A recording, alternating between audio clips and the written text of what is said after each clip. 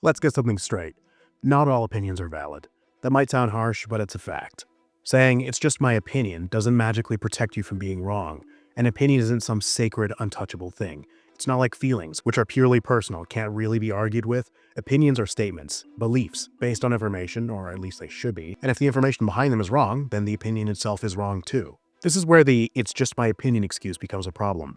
People use it as a way to dodge responsibility for saying dumb things. It's like they think slapping the word opinion on their bad take makes it immune to criticism, but that's not how that works. For the purpose of this video, I'll only discuss it in relation to film criticism, but even in a film of art criticism like this, you still need to back your claims up. Otherwise, don't act surprised when someone calls you out for your shitty argumentation. Film criticism is a perfect example of this problem because people are constantly spouting uninformed nonsense about movies. Just look at Avatar. People like to parrot the whole "it's just a white savior" story, or "it's just Pocahontas in space." These aren't just invalid opinions, they're borderline misinformation that reveal a total lack of care in analysis of this film. It disregards how the deity these aliens worship is a real being that is objectively capable of getting involved in the events of the story, and that our protagonist gave himself to this deity to help the society he fell in love with, giving up everything to fight as one of them, not to lead them, and not even being the one to save the day in the end. It disregards that Jake Sully is an outsider to his own culture, a resourceful human who was able to be accepted into Na'vi culture because he was willing to learn and reject the ways of his previous life. It disregards that the scope of human imagination is inherently limited, and that stories will always have shared elements with other stories. Don't believe me? Try to imagine a new color. Then there's Pirates of the Caribbean at World's End, which gets accused of being too long or messy. These criticisms don't hold up under scrutiny either, yet they persist because no one holds people accountable for saying this stuff. To claim that a film is too long should be met with the question, what would you cut? Which should prompt the person who made the claim to back their stance up. What would you cut? Okay, well, you want to cut a scene or two? Cool. Now consider the impact that could have on the narrative. Consider the importance of small character interactions and how they come back later. Consider how the removal of a scene would remove the important context clues or rules for certain plot developments later. Consider how every element of a production is considered by a ton of people and a specific intent within the narrative. Consider something as seemingly innocuous as the "think like me" line after Jack gave Will the compass. Think about how that one line sets up how Will behaves for the rest of the film. How that one line led to Jack being exchanged for Will, getting himself aboard the Dutchman, and how this sets up Jack thinking like the whelp, which sets up the entire final battle. Seemingly small lines or scenes can have a huge impact, so think carefully about what you say.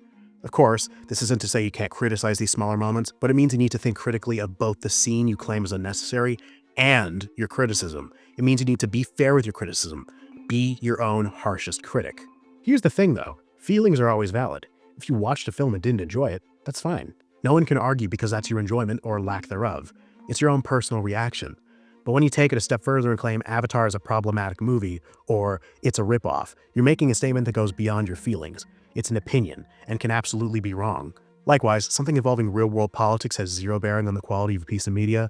I shouldn't have to explain this, but morality is an entirely subjective concept to individual viewers. And as such, a film isn't good or bad because it makes you feel icky for having a viewpoint you don't agree with, or it shows something you don't like. Presentation doesn't necessarily mean endorsement, so avoid the slippery slope at all costs. It's a moralistic fallacy. The only possible flaw that could arise is if the plot, characters, or themes are all contradicted, thus messing up the through lines for the film and making it an incoherent mess. This applies to both sides of the spectrum. Be an adult and discuss the merits of a film, not your own delusions of self-importance. You aren't the center of the universe. Get over yourself. The problem is that people often confuse their feelings with facts. They think disliking something means it's inherently bad, but liking or disliking a film has nothing to do with whether or not a film is well made. For example, I could hate broccoli, but that doesn't mean broccoli is objectively bad food. It's just not my thing. This is hypothetical. I actually love broccoli. The base criteria for what food is as a concept is any nutritious material that sustains a creature's life, which broccoli fits. Same goes for movies. If someone says they hate At World's End because they couldn't follow the story, that's valid as a feeling. They just must have missed something along the way that made their viewing experience personally worse. But claiming the movie doesn't make sense is a whole other beast. It's a claim that can and should be challenged. The onus is on you to be truthful, not on others to respect your nonsense. Remember that Zootopia video I made that pissed off thousands of furries? I watched the film 4 times just to make sure my criticisms were accurate. Do you know why? Because even if I found it personally revolting, I still have enough respect for the people behind this film and respect for the art of storytelling to at least make sure I'm not misrepresenting their work. Every criticism I made was peer-reviewed over the course of weeks to make absolutely certain I wasn't overreacting. I even reached out to people with wildly different views other than myself with both media criticism and politics to make absolutely sure I was being fair.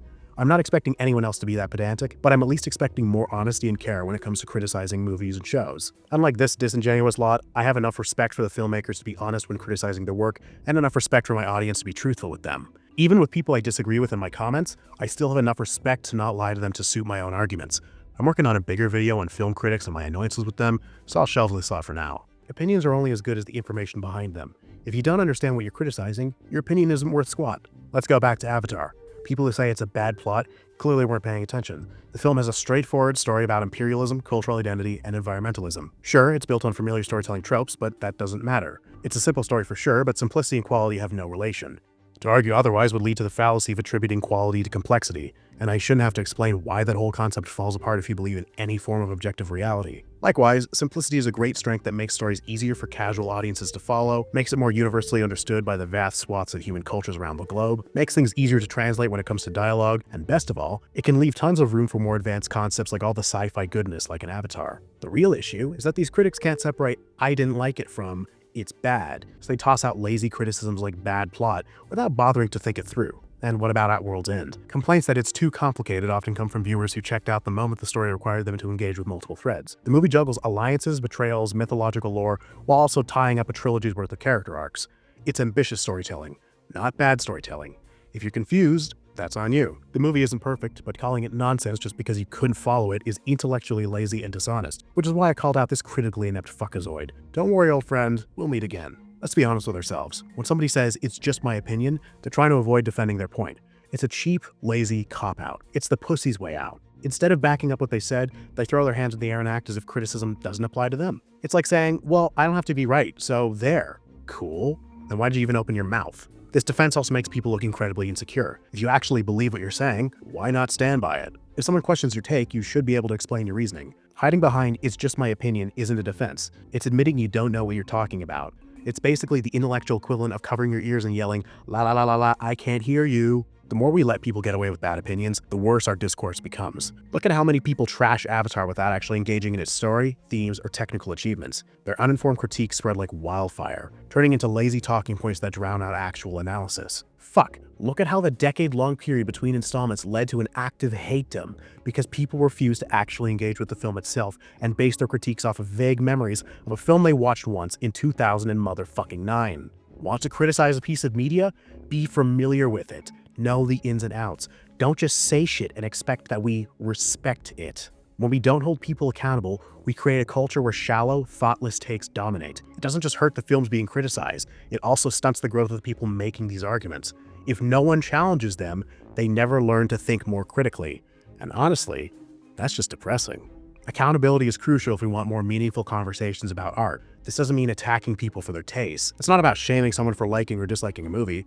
It's about calling out lazy, uninformed opinions and pushing for better arguments. I know the chief defense in the comments will be accusations of censorship, but I'm advocating for the opposite. I want people to discuss more, not less.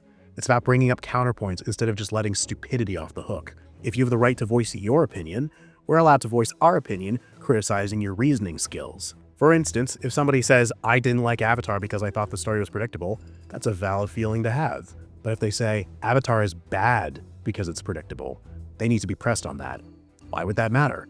What do they mean by bad? Does the personal ability to recognize storytelling tropes mean the film itself is of lesser quality for something the writers quite literally cannot predict? Does an original plot hold any value for simply being original?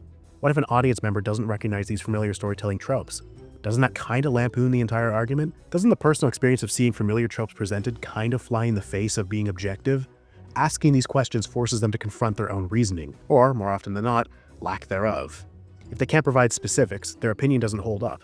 It's not enough to make blanket statements. Good criticism requires effort. Ultimately, the goal isn't to win arguments or make people feel bad. It's to raise the standard for opinions. If we let people hide behind "it's just my opinion," we're letting them off the hook for lazy thinking. And honestly, we deserve better. Better conversations, better critiques, and better understanding of the movies we're discussing, because this would result in better art being made. Don't you want that? So next time somebody says something stupid about a movie and tries to wave it off as just their opinion, don't let them. Challenge them. Ask them to explain themselves. If they can't, then maybe they'll learn to think a little harder before they speak. And if they don't, well, at least you tried. That's it for today's video. If you liked it, give it a like and hit the subscribe button, join my Patreon page for early access to my videos, and join my Discord server. Thank you all for watching, and I hope you all have a great day.